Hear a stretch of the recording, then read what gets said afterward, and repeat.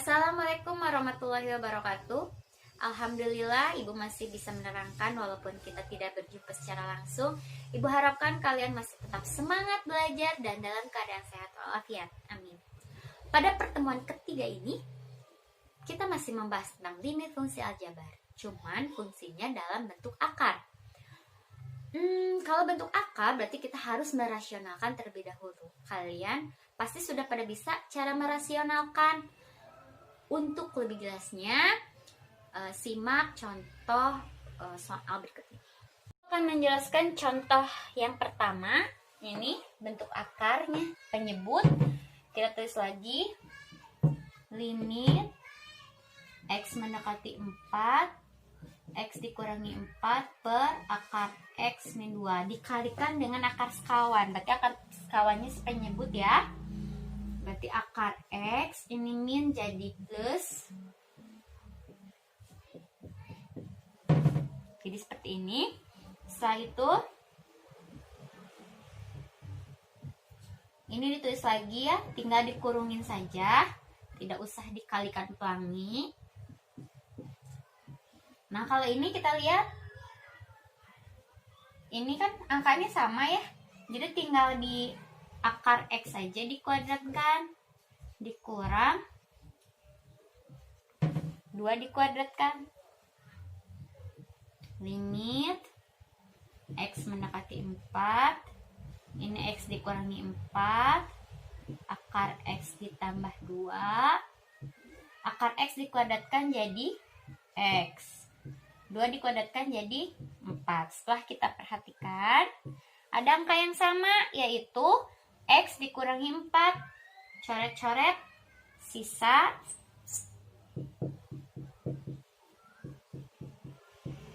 akar x ditambah 2. Hati-hati, limitnya harus tetap ditulis.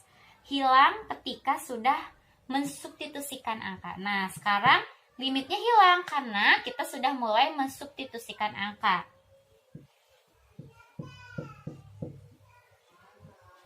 Akar 4 berapa? 2. 2 tambah 2, 4. Jadi nilainya 4. Paham? Oke. Contoh kedua, ini sedikit agak panjang cara mengerjakannya, tapi sebelumnya bisa kalian lupa, jadi Ibu mau mengingatkan dulu. Bu, kenapa sih harus dirasionalkan? Soal yang kayak gini tuh kenapa harus dirasionalkan? Coba kalau kita substitusikan si 0 ini kepada x, itu hasilnya penyebutnya 0 kan? Kalau penyebut 0 itu tidak boleh, makanya cara mengerjakannya dengan cara dirasionalkan. Kebetulan di soal ini yang dikalikan dengan si pembilang ya. Kita tulis lagi soalnya.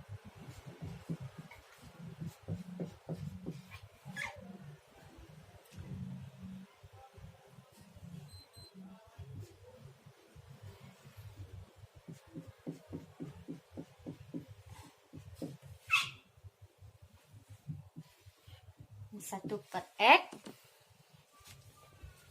ya, kita tulis lagi soalnya, berarti dikalikan dengan si pembilang ya, kita kalikan dengan si pembilang.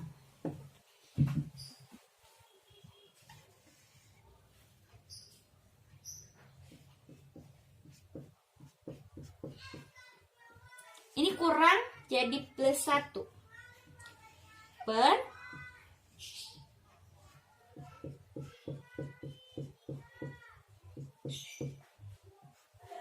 paham ya sampai sini?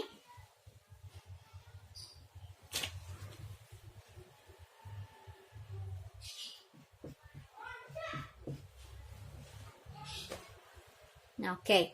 Setelah itu kita kalikan. Jangan lupa limitnya harus tetap ditulis sampai kita mensubstitusikan. Selama kita belum mensubstitusikan, limit harus tetap ditulis. Kalau kita perhatikan, ini sama ini, itu mengingatkan kita pada sifat pemfaktoran A kuadrat min B kuadrat. Berarti kita tinggal kuadratkan saja karena sama ini angkanya. 1 ditambah x kuadrat, ini dikuadratkan, dikurang 1 kuadrat kuadrat ya. Per, tulis lagi. Salah maaf. Akar dari 1 ditambah X ditambah X kuadrat ditambah 1. Lalu ini kan dikuadratkan ya, yang ini, maka akar menghilang. Jadi hasilnya tinggal 1 tambah X tambah X kuadrat min 1 kuadrat berapa? 1 per X akar dari 1 tambah X tambah X kuadrat tambah 1. Tutup, jangan lupa. Nah, setelah itu 1 dikurangi 1, 0 ya.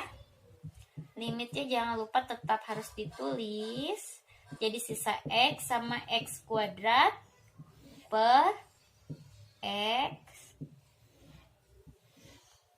1 ditambah X ditambah X kuadrat ditambah 1. Kalian tidak usah pelangi dikali-kaliin, gak usah.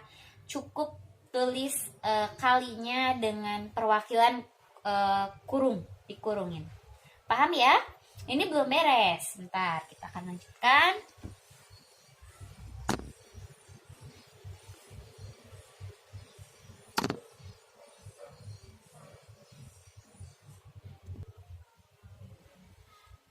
Oke, kita lanjutkan, kita pindah ke sini. Nah, setelah tadi kan hasilnya itu adalah limit X mendekati 0, X ditambah X kuadrat per X akar 1 ditambah X ditambah X kuadrat ditambah 1. Nah, kan kayak gini kan yang tadi ya. Kita faktorkan si ini yang atas. X sama X kuadrat sama-sama bisa dibagi X ya. Nah, X kali berapa hasilnya X? Berarti kali 1. X kali berapa hasilnya X kuadrat? X per 1 tambah X tambah X kuadrat tambah 1. Nah, setelah kalian perhatikan, ini ada yang bisa dicoret kan ya? Apa yang bisa dicoret? X. Sisa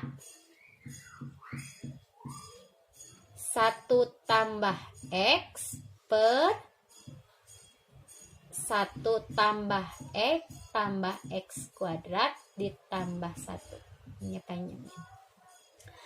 Terus, nah baru setelah ini kita bisa menghilangkan si limit. Sama dengannya lupa. Kita bisa menghilangkan si limit karena kita sudah mulai mensubstitusikan. Berarti 1 ditambah 0 per 1 ditambah 0 ditambah 0 kuadrat ditambah 1. Sini aja ya. 1 tambah 0, 1. 1 tambah 0 tambah 0 kuadrat, akar 1 ditambah 1. Sini 1 per, akar 1 berapa? 1. Berarti 1 per 1 tambah 1, 2. Udah, hasilnya 1 per 2. Jangan lupa untuk limit itu kalian jangan malas menulis. Kan ini panjang tuh ya, ditulis lagi gitu ya. Padahal bisa langsung. Sebaiknya kalian ditulis dulu. Kalau sudah udah terbiasa baru bisa langsung. Tapi kalau kalian belum terlatih, kalian biasakan menulis supaya tidak ada langkah yang ketinggalan. Oke? Contohnya cukup 2 saja.